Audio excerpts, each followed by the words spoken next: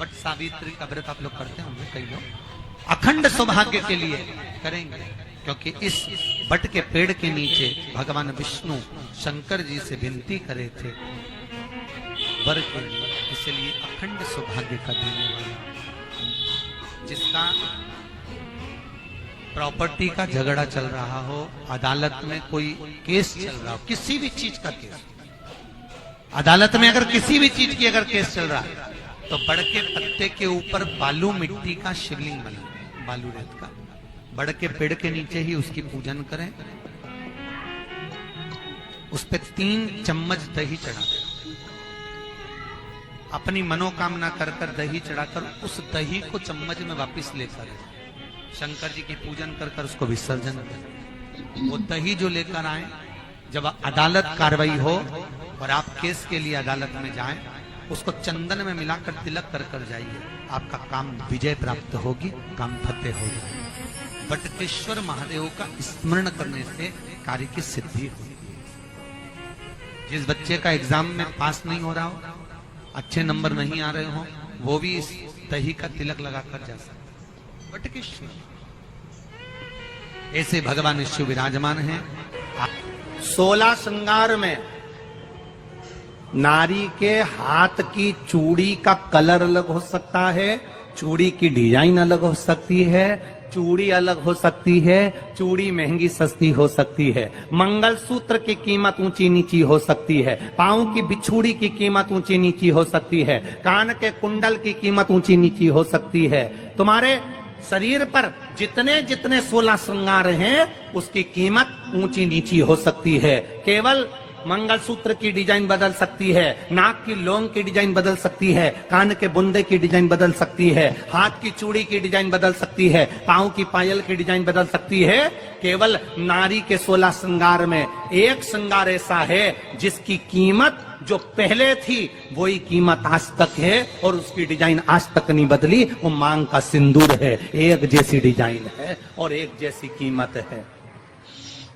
सारे श्रृंगार की कीमत अलग, पर मांग में जो सिंदूर डाला जाता है वो एक कीमत का होता है, एक डिजाइन का होता है और एक जैसा होता है, और वो सबसे भारी होता है। सावित्री यमराज से कह रही है मेरे पति को छोड़ दो। यमराज कह रहा है सावित्री तेरा पति मर चुका है, मांग के सिंदूर को पोंछ दे। सावित्री कहती है पूरा श्रृंगार उतार दूंगी पर मांग का सिंदूर नहीं पूछने दूंगी। तब यमराज ने कहा जब तक तू मेरे मांग का अपनी मांग का सिंदूर नहीं उतारती तब तक तू मेरे पास नहीं आ सकती। भगवान यमराज से सावित्री ने कह दिया मैं भी तुझे वचन देती हूँ यमराज, मेरी मांग में जब तक सिंदूर है, जैसे सीता ने लाइन, लक्ष्मण जी ने लाइन खींच दी थी और सीता पार नहीं जा सकती थी, मैं भी तुझे वचन देती हूँ जब तक नारी की मांग में सिंदूर है तब तक तू उसके पति को उसके सामने लेकर नहीं जा सकता। ये भी मैं तुझे कह देती हूं। यमराज भैंसे पर सवार होकर सत्यवान को लेकर जा रहा था, सावित्री से वचन पर वचन चल रहे थे, अड़ के पेड़ के नीचे छोड़कर आए। क्या चाहिए तुझको, क्या चाहिए तुझको, क्या दूं मैं तुझको, कुछ मांग ले मुझसे। सावित्री कहती है क्या दोगे आप, मेरे पति के प्राण दे दो बस वापिस, और कुछ नहीं चाहिए। जब यमराज यमलोक में प्रवेश करने लगा, मांग के सिंदूर में से थोड़ा सा सिंदूर सावित्री ने केवल हाथ में लेकर अपनी बिंदी पर जो लगाया, सत्यवान को लेकर यमराज अंदर नहीं जा पाया। बाहर खड़े होकर कहता है मांग ले, मैं तुझे एक वचन नहीं, तू बोले तो मैं 2 वचन दे देता हूँ, तू बोले तो मैं 3 वचन दे देता हूँ, तू मांग क्या चाहिए। तब सावित्री ने कहा देना चाहते हो, हाँ। अब यमराज को लगा कि लालच में पड़ गई सावित्री, तब कहा पहला वचन दीजिए, मेरे अंधे सास ससुर के नेत्र वापिस आ जाएं। यमराज ने कहा तथास्तु। दूसरा वचन दीजिए, मेरे सास ससुर अपने पोता पोती का मुख देखें। यमराज ने कह दिया तथास्तु।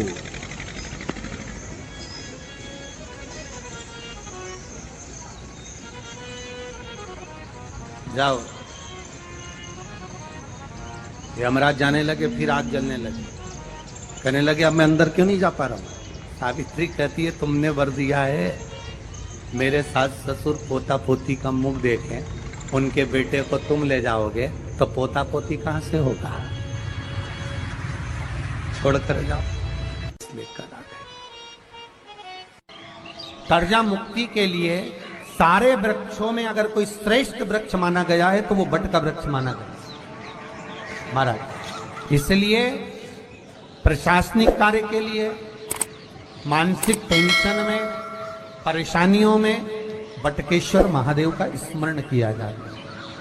और यदि निवेदन करूंगा, बहुत ज्यादा यदि आपको कर्जा हो गया है, बहुत ज्यादा कर्जा हो गया और वो कर्जा चूक ही नहीं रहा, तो थोड़े दिन बड़ के पेड़ के नीचे आप बटकेश्वर महादेव के लिए 1 लोटा पानी, उसमें थोड़ा सा पिसा हुआ चावल पीस के गला लेना चावल को और पीस लेना, पीस के उस पानी में मिला लेना और मिलाकर उसमें थोड़ी सी हल्दी पिसी हुई डालकर बटकेश्वर महादेव के नाम से बड़ के पेड़ के नीचे अपनी कामना कर कर जो कर्जा हुआ है उस कर्जे का भान देते हुए, स्मरण देते हुए छोड़ दे। महाराज 2 या 3 सोमवार एक ही जगह पर करना, 3 सोमवार बाद वहीं से बड़ के पेड़ की थोड़ी सी जड़ उठा लाना और उस जड़ को एक कोई धागे में बांधकर या तो अपने गले में डाल लो या अपनी जेब में पटक लो, उसको थोड़े दिन पटक कर रखना, लगभग 2 से 3 महीना पटक कर रखो। वो जड़ जैसे बड़का पेड़ विस्तार होता है, पानी गिरे ना गिरे, जल वृष्टि हो ना हो, गर्मी पड़े ना पड़े, उसको कोई फर्क नहीं पड़ता। बड़का वृक्ष आप रूप फैलता जाता, उसकी जड़ें अपने आप प्रबल होती है। उसी तरह ये बटकेश्वर महादेव कहीं से भी अगर जड़ आपके पास में रखी है 1 महीना, 2 महीना, 3 महीना तक, तो ये जड़ अपने आप लक्ष्मी को पकड़कर खींच कर लाती है और कर्जे से मुक्त कर देती है।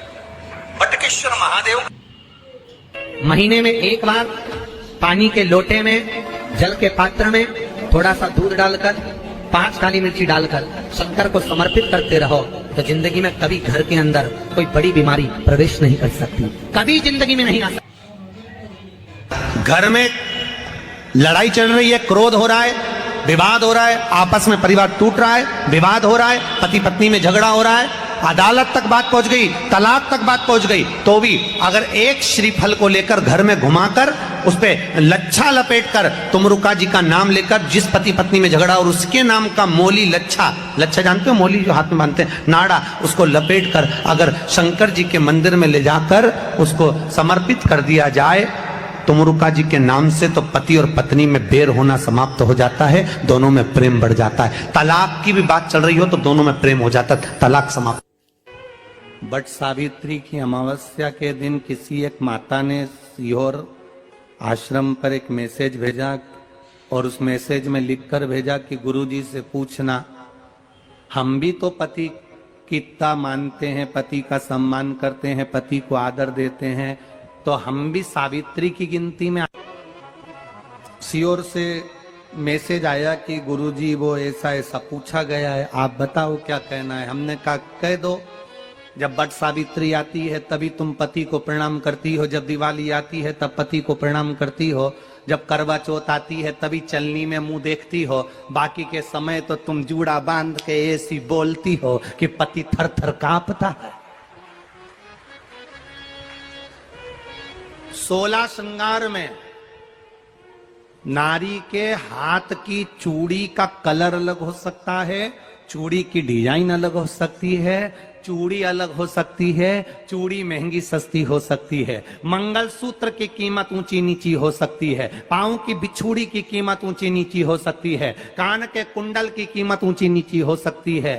तुम्हारे शरीर पर जितने जितने 16 श्रृंगार हैं उसकी कीमत ऊंची नीची हो सकती है। केवल मंगलसूत्र की डिजाइन बदल सकती है, नाक की लौंग की डिजाइन बदल सकती है, कान के बुंदे की डिजाइन बदल सकती है, हाथ की चूड़ी की डिजाइन बदल सकती है, पांव की पायल की डिजाइन बदल सकती है। केवल नारी के 16 श्रृंगार में एक श्रृंगार ऐसा है जिसकी कीमत जो पहले थी वही कीमत आज तक है और उसकी डिजाइन आज तक नहीं बदली। वो मांग का सिंदूर है, एक जैसी डिजाइन है और एक जैसी कीमत है।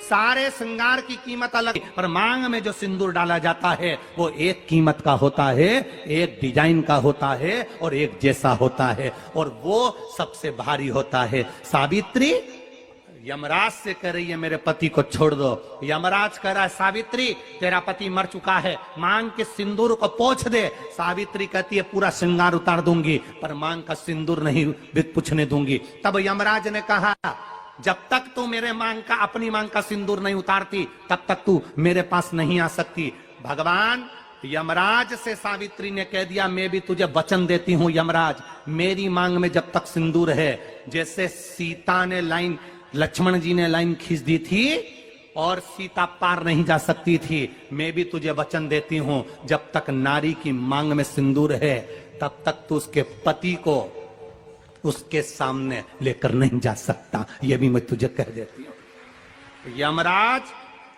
भैंसे पर सवार होकर सत्यवान को लेकर जा रहा था, सावित्री से वचन पर वचन चल रहे थे। अड़ के पेड़ के नीचे छोड़कर आए। क्या चाहिए तुझको, क्या चाहिए तुझको, क्या दूं मैं तुझको, कुछ मांग ले मुझसे।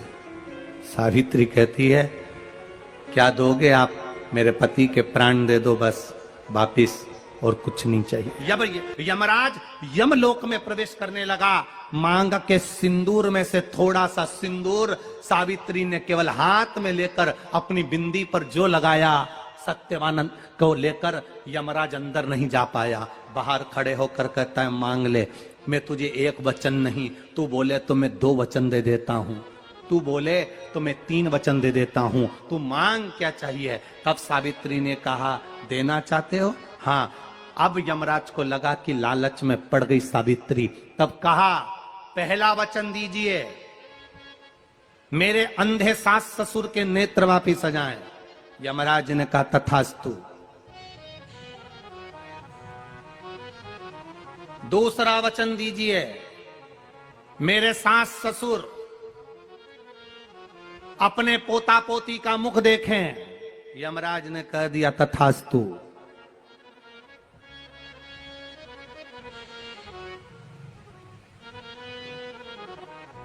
जाओ। यमराज जाने लगे, फिर आग जलने लगी। कहने लगे अब मैं अंदर क्यों नहीं जा पा रहा हूं।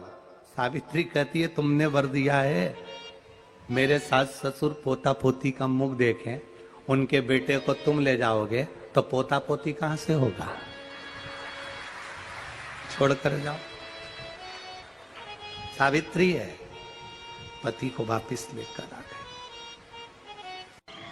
कर्जा मुक्ति के लिए सारे वृक्षों में अगर कोई श्रेष्ठ वृक्ष माना गया है तो वो बट का वृक्ष माना गया महाराज। इसलिए प्रशासनिक कार्य के लिए, मानसिक टेंशन में, परेशानियों में बटकेश्वर महादेव का स्मरण किया जाता है। और यदि निवेदन करूंगा बहुत ज्यादा, यदि आपको कर्जा हो गया है, बहुत ज्यादा कर्जा हो गया और वो कर्जा चूक ही नहीं रहा, तो थोड़े दिन बड़ के पेड़ के नीचे आप बटकेश्वर महादेव के लिए 1 लोटा पानी, उसमें थोड़ा सा पिसा हुआ चावल पीस के गला लेना चावल को और पीस लेना, पीस के उस पानी में मिला लेना और मिलाकर उसमें थोड़ी सी हल्दी पिसी हुई डालकर बटकेश्वर महादेव के नाम से बड़ के पेड़ के नीचे अपनी कामना कर कर जो कर्जा हुआ है उस कर्जे का भान देते हुए, स्मरण देते हुए छोड़ दे। महाराज 2 या 3 सोमवार एक ही जगह पर करना। 3 सोमवार बाद वहीं से बड़ के पेड़ की थोड़ी सी जड़ उठा लाना और उस जड़ को कोई धागे में बांधकर या तो अपने गले में डाल लो या अपनी जेब में पटक लो, उसको थोड़े दिन पटक कर रखना, लगभग 2 से 3 महीना पटक कर रखो। वो जड़ जैसे बड़ का पेड़ विस्तार होता है, पानी गिरे ना गिरे, जल वृष्टि हो ना हो, गर्मी पड़े ना पड़े, उसको कोई फर्क नहीं पड़ता। बड़ का वृक्ष आप रूप फैलता जाता, उसकी जड़ें अपने आप प्रबल होती है। उसी तरह ये बटकेश्वर महादेव कहीं से भी अगर जड़ आपके पास में रखी है 1 महीना 2 महीना 3 महीना तक, तो ये जड़ अपने आप लक्ष्मी को पकड़कर खींच कर लाती है और कर्जे से मुक्त कर देती है। बटकेश्वर महादेव ब्रह्मा जी के मुख से प्रकट हुआ है। सौभाग्यवती नारियां अखंड सौभाग्य के लिए बट सावित्री का व्रत आप लोग करते होंगे, कई लोग अखंड सौभाग्य के लिए करेंगे, क्योंकि इस बट के पेड़ के नीचे भगवान विष्णु शंकर जी से विनती करे थे वर के लिए, इसलिए अखंड सौभाग्य का देने वाला, जिसका प्रॉपर्टी का झगड़ा चल रहा हो, अदालत में कोई केस चल रहा हो, किसी भी चीज का केस, अदालत में अगर किसी भी चीज की अगर केस चल रहा है, तो बड़ के पत्ते के ऊपर बालू मिट्टी का शिवलिंग बना, बालू रेत का, बड़ के पेड़ के नीचे ही उसकी पूजन करें, उस पे 3 चम्मच दही चढ़ा, अपनी मनोकामना कर कर दही चढ़ाकर उस दही को चम्मच में वापस लेकर शंकर जी की पूजन कर कर उसको विसर्जन करें। वो दही जो लेकर आए, जब अदालत कार्रवाई हो और आप केस के लिए अदालत में जाएं, उसको चंदन में मिलाकर तिलक कर कर जाइए, आपका काम विजय प्राप्त होगी, काम फतेह हो जाएगा। बटकेश्वर महादेव का स्मरण करने से कार्य की सिद्धि होगी। जिस बच्चे का एग्जाम में पास नहीं हो रहा हो, अच्छे नंबर नहीं आ रहे हो, वो भी इस दही का तिलक